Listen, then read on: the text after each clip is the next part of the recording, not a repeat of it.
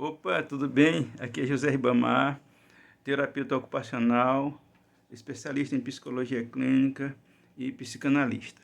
Então, nós estamos aqui mais uma vez para conversarmos sobre as situações de vários tipos de transtorno que hoje são acometidas as nossas crianças, a nossa classe estudantil, muitas pessoas, nossos familiares têm situações de difícil conhecimento da própria família para ajudar a sua criança, o seu adolescente a se orientar, a se saber se determinar, se dirigir nas suas atividades cotidianas, tá? Então, nós vamos falar hoje sobre a deficiência intelectual. O que é a deficiência intelectual? É um transtorno neurológico que muitas crianças são acometidas e elas são também determinadas conforme o seu grau, né? Nós temos, então, a deficiência neurológica com algum grau mais avançado, que as crianças apresentam sinais também avançados. Às vezes as crianças ficam sem controle do seu próprio corpo, a cabeça rolando assim para um lado e para outro, ficam fazendo gestos que não são muito viáveis, né? Crianças se babam, gritam à toa, se jogam pelo chão, não tem controle de si, tá? Então, isso é muito difícil lutar com pessoas que têm o grau da deficiência intelectual avançada. Mas nós temos também grau de deficiência intelectual leve, que às vezes as crianças dão conta de fazer os seus deveres de casa, os seus deveres escolares, às vezes de forma lenta, porque quem tem a deficiência intelectual tem dificuldade de refletir, de compreender as coisas, detectar situações, às vezes situações de risco, não entende situação de risco, não compreende, às vezes, uma explicação sua, um conselho, uma orientação, e são muito dependentes, exatamente por essas dificuldades de compreensão, de entendimento e de cumprir tarefas, de cumprir deveres, de saber se determinar em determinado local, saber o local onde está, como deve se posicionar, como deve agir, como deve fazer, não tem noção dessas coisas, tá? E aí depende muito dos seus familiares, depende muito da pessoa que está ao seu lado, do seu cuidador, da sua cuidadora. Então, essa é uma situação muito gritante hoje na nossa sociedade. E nós temos uma grande parcela das nossas crianças que são acometidas desses tipos de transtorno, que é a deficiência intelectual. Nós temos uma faixa de 4 a 5% das nossas crianças hoje que são detectadas com esse tipo de transtorno, deficiência intelectual, diante também desses níveis, né? O nível moderado, nível leve e nível mais avançado. Então, para se saber realmente os níveis de transtorno, a situação, se realmente é uma deficiência intelectual ou se é só uma síndrome de uma situação mais equilibrada, mais leve, temporária, etc., é preciso ter uma avaliação de um profissional, do neuropsiquiatra, do neuropsicólogo, do neurologista, tá? Que possa estar entendendo essa criança a partir de uma avaliação, tá? Nós da psicologia podemos fazer uma avaliação, fazer também terapia, mas nós não temos a condição de laudar, de dar um laudo preciso com todos os seus deveres.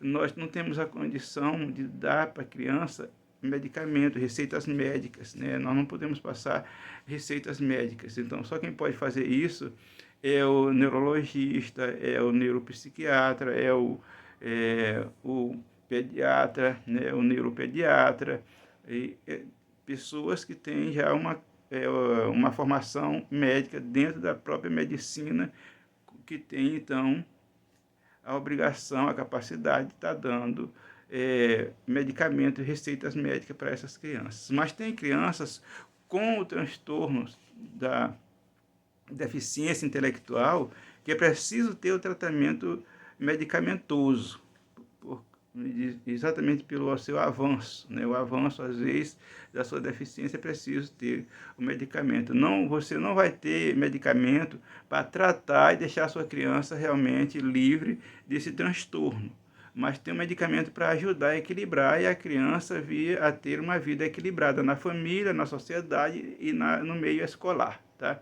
Importante isso. Essas palavras eu digo para você se orientar para isso e não ficar preocupada, porque às vezes tem muitos pais de família, mãe de família, que tem criança com esses sinais de transtorno, de deficiência intelectual, que até diz que a criança é doida, ela é maluca, ela não tem medicamento, etc. E a pessoa fica também muito preocupada pelo seu filho ter essa deficiência.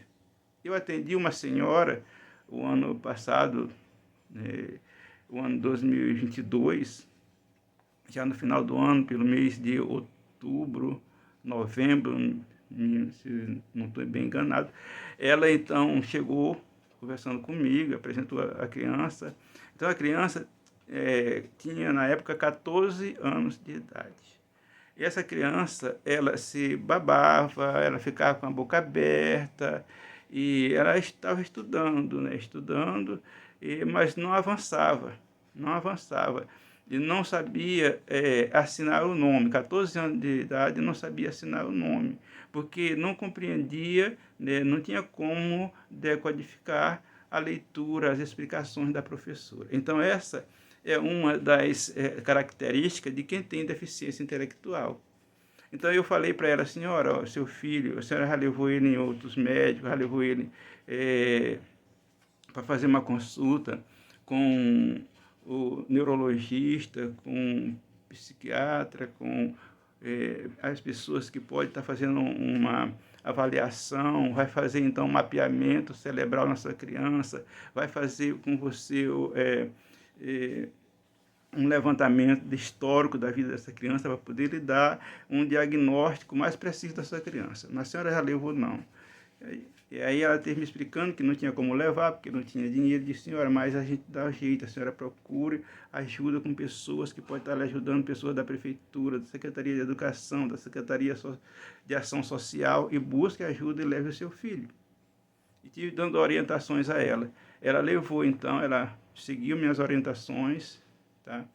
E fez tudo direitinho e levou o adolescente de 14 anos, fizeram avaliação e depois o médico deu diagnóstico dele de deficiência intelectual leve e deu medicamento, passou o medicamento, a receita médica para ela comprar, tudo direitinho, explicou como era para dar o medicamento para o rapaz.